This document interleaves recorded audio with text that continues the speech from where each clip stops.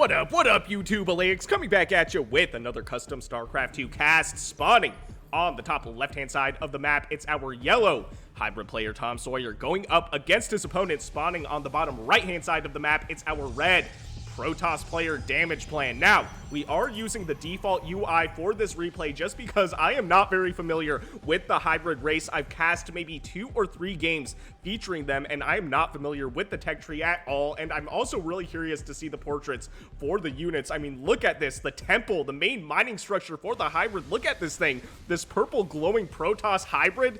That is super sick. If you guys are new to my channel, I do cast a lot of custom StarCraft 2 content, so if custom StarCraft 2 is something you're interested in watching, please consider shooting me a like and subscribe. I would greatly appreciate it. Now back to the show. Damageplan playing dirty, going for the gas harassment right here in Damageplan, my guy. I am super about this. I am also a dirty StarCraft 2 player. I punch below the belt. I'm the kind of guy that you call a sweaty tryhard on the ladder, and I am all about it. A win is a win. I love cheesy games, man. They are my favorite. Now, Damageplan is running away. He just threw down the gas, and that is it. We do have what is a Void Rift right here. This is the tier 1 structure for the hybrids, and as we can see, he already has some tech, which does come from the stasis cell. I believe the stasis cell allows you to build flayers, warbringers, and sentinels. I think it's these 3 units that the, what I just say? The stasis cell. Yes, the stasis cell allows you to build. The warrior is something that you can build right away when you build one of these void rifts. And right here, we see the warrior. Almost looks like an adept mixed with like a zealot or something, but it is doing some decent damage right here. Actually, how much damage does it do? 11 damage. Weapon speed 0.86, not too bad. What is his movement speed? Movement speed is 3.5, so I feel like a little bit on the slow side.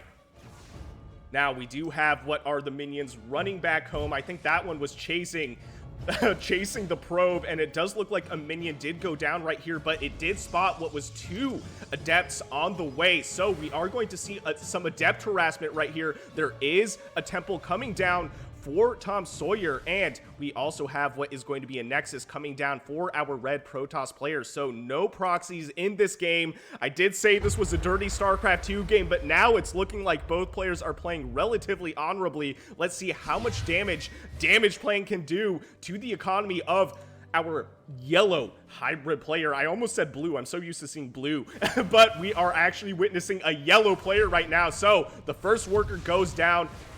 It does look like how many workers? 5 workers killed so far this game. That is actually crazy. Keep in mind, one of the workers did go down on the other side of the map. Total 7 workers killed. I think 6 workers killed in that harassment right there. We do have 3 warriors as well, and the warriors, man, they look so cool. I love the unit models. I love that little crest that they have on their shoulders. We also have, oh, this is a really cool unit actually. Or not unit, I should say structure. So we have the construct, which can warp into an anti-air defense unit, and it can warp in to an anti-ground defense unit based on what you need it to do. We also have the Oracle right here with 5 kills now, almost 6 and 7 kills on those workers. So suddenly we doubled the workers killed by Damageplan. 14 workers killed this game, and we're only at 4 minutes in. That is absolutely wild. We have what is another Oracle on the way. So the harassment is not done. This is now once again a dirty StarCraft 2 game. We still have good macro by TomSawyer, all things considered. TomSawyer, I don't know exactly what level he is. I want to say he's at least Masters, though. I've seen him play several custom games, and they've always been really good. Now we have, unfortunately for TomSawyer, 2 oracles coming in for Damageplan to do some more damage to this economy, forcing the retreat on these workers. We did have an anti-air construct trying to be built, but not in time. We do have the warriors chasing away these oracles, but the oracles just fly into the natural base and do even more damage. How many workers went down? 21 workers total killed this game, and we're now just about 5 minutes in. Taking a look at the units, we have 37 workers to 19 in favor of our red Protoss players. So this damage is doing some work for damage control. I'm sorry, you guys. I'm sorry. I cannot. Or damage control. Damageplan. I'm sorry. I cannot stop with the damage puns, especially not in StarCraft 2. But we have these pollinators. What does the pollinator do? It does have some damage right here.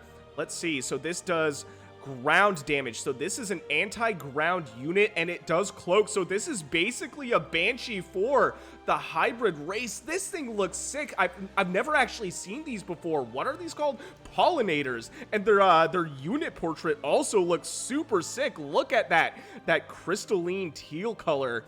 Very cool. What else do they do? Void toxicity. Pollinators attacks poison the enemy unit for 19 damage over 2.3 seconds. So they actually have DOT damage. That is not something that we typically see in StarCraft. And here we go. Look at this. They do slow burn damage to the probes, and then they cloak. That is absolutely insane. This is such a cool unit. This is my new favorite unit for the hybrid. So TomSawyer getting some vengeance, able to take out some workers and keep his pollinators alive. How many workers went down? 21 workers killed by red to 11 by yellow, our yellow hybrid player TomSawyer. So TomSawyer able to do some damage in return. Let's see what other tech he has. He does have that anti-ground construct in the natural base location. He also has a void portal, which allows this. Okay, so this, I believe, is the tech for the pollinator, and it has an upgrade right here. So we have the express mantle upgrade. This increases the pollinator's speed while using shadow mantle by 35%, and shadow mantle, I'm assuming, is that cloak ability. At the same time, we have more oracle harassment in the natural base location. What I would do in TomSawyer's position at this point is just build 2 more constructs, maybe one. Okay, he already has one in the main base location, able to take out one of those oracles. This oracle running away just barely. How many workers killed now? 35 workers to 11. So still in favor for our red Protoss player. He also has a third base down as well, not saturated at all yet. We have a third base just now coming down for our yellow hybrid player. And one thing I wanted to mention, if you guys are not familiar with the hybrid, is they can also build structures from a distance. Look at that. That is such a long distance that they can build, but unlike the Protoss, they can't just warp it in. So that is something to keep in mind if you are playing a hybrid game, is you have to keep building your structures just like you would if you were Terran. So very cool, very unique mechanic right here. One of the pollinators does go down. That breaks my heart. I want to see these things win the game. How many workers killed? So 3 more workers killed while I was talking about the hybrid. This pollinator still alive, but losing its friend. We now have stalkers on the field. Blink is already done. Let's see what other upgrades there are on the field. So no upgrades for our yellow hybrid player, and we have 1 attack upgrade, blink and charge, for our red Protoss player. Taking a look at what's on the way, we have what are more structures being built for our yellow hybrid player, and we have what are also Warbringers on the way, and we have plus 2 attack upgrades for our red Protoss player, and we have what looks like it's going to be another attack on the yellow side of the map. But we have a decent army right here. Taking a look at the supply, it's 94 supply to 92, but keep in mind we also actually have a decent worker count for yellow, 46 workers to 48. So all things considered, despite the fact that he lost 35 workers, he is now evening out the worker supply. TomSawyer, like I said, is a decent StarCraft 2 player, so that doesn't necessarily shock me. Even if I sounded shocked, I promise I was not shocked. I'm totally not surprised right now. Now we also have what is going to be the War Prism, one of my other favorite units in StarCraft 2. I think the utility is just sick, and also just the mechanic is really cool. Warping in an alien army to your enemy base is super, super cool. Now we have an engagement right here, but this looks like it is a big red army. We do have the Warbringers, though, using what is this ability, Mace Cannon. Activate weapon to make weapon deal base damage. Oh, interesting. Oh, okay, so we have Mace Strike, so you can toggle it to do different things. So activate Mace Strike to increase weapon damage by 41% and range to 10. That is super cool. Each weapon attack deals 12 damage to 24 splash damage. That is super sick. depending on the distance from the center. Oh, that is really cool. So the closer you are to the center of that mace strike, the more damage you take. And if you toggle mace cannon, weapon deals damage, base damage with base range and without network cost. So I suppose that that mace strike is dependent on the network. Now, I didn't say anything about the network yet, but the ionic crystal creates a network right here. So source network charge, network power source range, and network restoration increased by 33%. So I believe, I'm not entirely sure, this is your network right here. So you have that pylon distance around the ionic crystal and you create a network with them. But I'm not entirely sure how the network mechanics work. We also have, what is this? A Reaver. This is super cool. And as I was talking, it does look like the temple did go down for our yellow hybrid player. So he did lose. He did lose that third base. Taking a look at the workers killed, 50 workers killed to 15. Taking a look at our units, 41 workers for yellow to 52 for red. So TomSawyer losing quite a bit of economy this game. We do have the Reaver, which just looks like a super unit for the hybrid. This, oh man, this looks so sick. Look at that unit design. That thing is terrifying. And here we go. We have what is the warp prism going down. It does look like it was empty. And now we have, let's see what the Reaver does. I forgot to take a look at what it does. So consume DNA deals 10 damage to each non-structure enemy nearby and restores 7 life per enemy hit. That is very cool. Activation 1 second, and it looks like it lasts 4 seconds. And here we go. These things are like, I want to say they're like a lot like Ultralisks. These things are tanky as heck, man. Ultimately, though, the yellow army does go down. The red Protoss army victorious. And man, the Protoss, they have a new enemy. First, it was Zerg. Then it was the Zayed. Then it was the Genetron, which are from the Custom Zion Races mod. I almost said Custom Zayed Races mod. And now we have a new enemy. We have the hybrid race for the Protoss to deal with. That is super crazy. What is this? A navigator? I'm assuming this is what is this? So this navigation after 2.6 seconds warps to the target void rift or temple. So this thing warps and it looks like, oh, that is so cool. So it warps and it's also a drop ship. That is super cool and it looks really cool. And look at the portrait right there, man. I really wanna start playing these mods. I cast them, but I don't really play them. And we have what is another warp prison. This one looks a little different than the last one. So, does it have some sort of debuff? Yes, it does. What is this?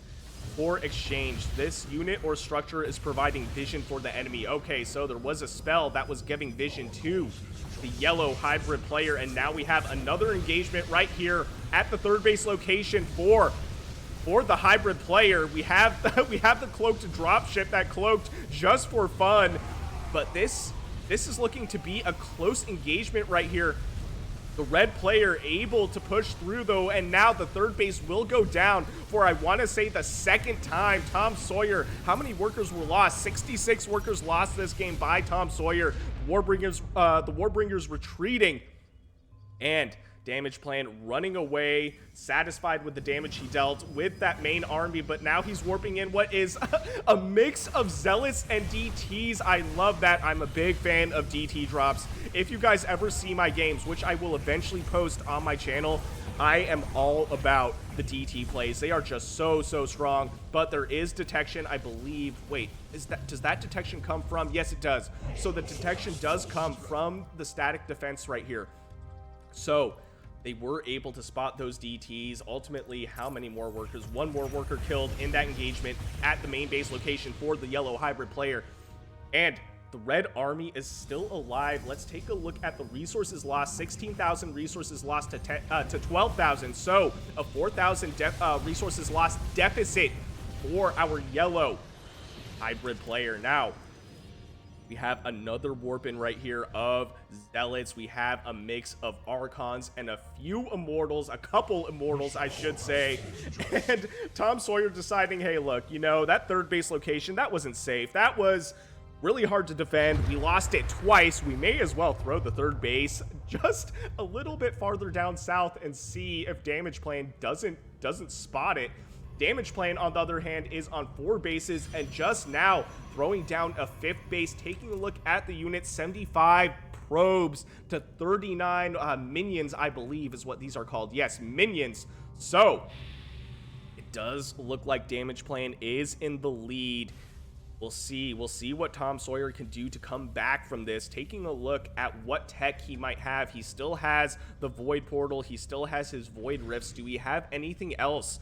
We have an anti-air construct right here, and we also have, what is this? An engine, which allows you to research protection armor for increases protection armor of units and structures while they're connected to a network. So this network is really important for the hybrid. What I might do in this situation is try to attach my network closer to my 3rd base as well, and give myself some advantage in defending at that choke point in the middle right here. But either way, TomSawyer's still able to keep this 3rd base alive, but at the same time, Damageplan hasn't really done anything to it. So we'll see how long this alternate 3rd base lasts for our yellow hybrid player. Now, in TomSawyer's defense, the hybrids have a strong learning curve, I want to say. I looked at the hybrid once and I saw all that text on the text trees and I just stopped. I was like, okay, you know what? No, I don't need to do that right now.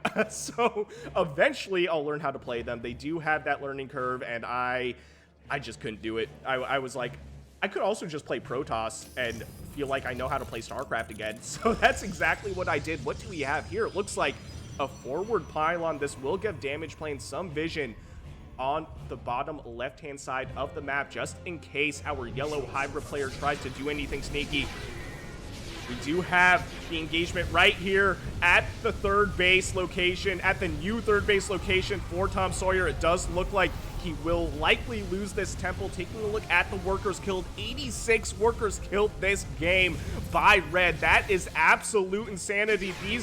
These zealots running in for the kill on that construct, but they ultimately will go down. This Warbringer fighting valiantly to the end will also go down, and now we have the natural base location in serious jeopardy. TomSawyer throwing out the GG and leaving the game, giving the victory to Damage Control. What a super sick hybrid versus Protoss game. I love the look of this matchup. If you guys enjoyed what you saw, please consider shooting me a like and subscribe. I would greatly appreciate it. And if you want me to cast any of your own games, I will leave my email and Discord in the description below. And I'll see you guys on the next one.